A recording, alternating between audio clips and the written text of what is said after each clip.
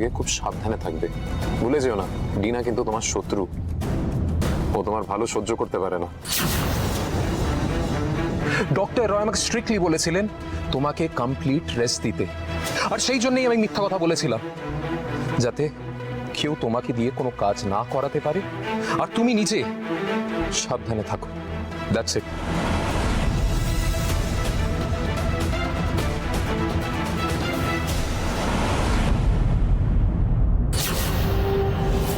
ছি ছি ছি ছি ছি। সূর্য স্যার ডিনার সাথে এইরকম ছবি, স্যার এতটা নিচে নামতে পারে?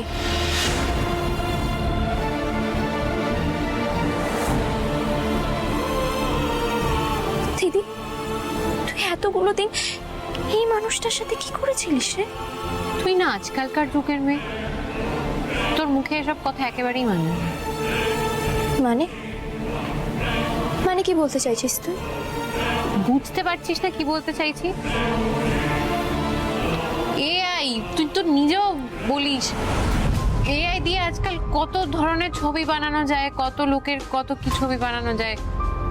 এসব বাজে কথা বলিস না শিউলি। বেশ, এই আইডিয়া হলেই ভালো, কিন্তু দিদি তিম্মা একটা কথা বলে জানিস তো, যা রটে তা কিছুটা ঘটে।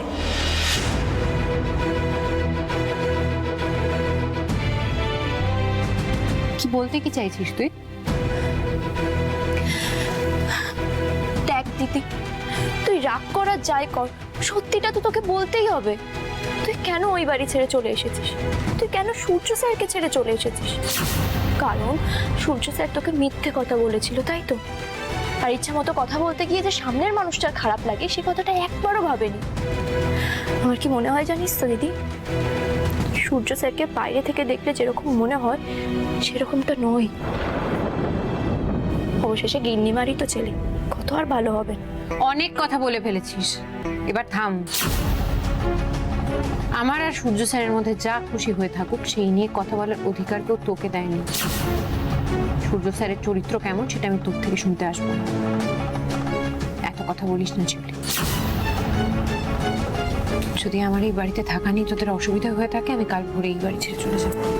দিদি দিদি দিদি, তুই কি বলছিস এইসব? তুই এই বাড়িতে থাকলে আমাদের আমাদের অসুবিধা হবে। তুই এই সমস্ত কথা বলতে পারলে দিদি? দিদি দিদি, তুই ছাড়া আমাদের আর কে আছে বলতো? তুই আমাকে আর শালুককে ছোটবেলা থেকে নিজের বুকে আগলে ধরে মানুষ করেছিস, কোনোদিনও কোনো জিনিসের অভাব হতে দিসনি। তুই তুই আমাদের কাছে দিদি নোস, তুই আমাদের কাছে আমাদের মায়ের মতো। তোকে যদি কেউ কষ্ট দেয় তাহলে আমাদের কষ্ট হবে না বল? দিদি, আমি তোকে ইচ্ছাকৃত কষ্ট দেওয়ার জন্য কথাগুলো বলিনি। তোর কষ্ট হচ্ছিল, সে সমস্ত কিছু দেখে আমার খারাপ লেগেছিল, তাই আমি কথাগুলো বলেছি দিদি। তোকে আমি ইচ্ছাকৃত কথাগুলো বলিনি রে দিদি।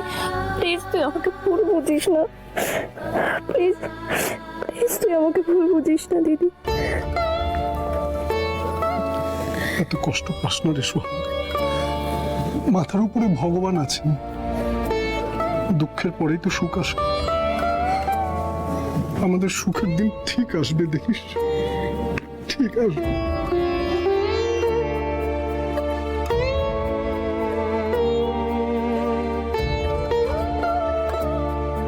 সোহাগ কোথায় চলে গেল?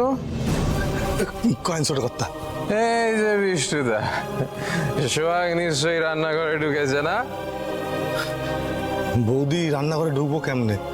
আপনি বোধহয় ভুলে গেছেন বৌদি বাড়ি সাইডে চলে গেছে। ঘর থেকে চলে গেছে মানে? তাহলে এতক্ষণ আমার সামনে কে ছিল?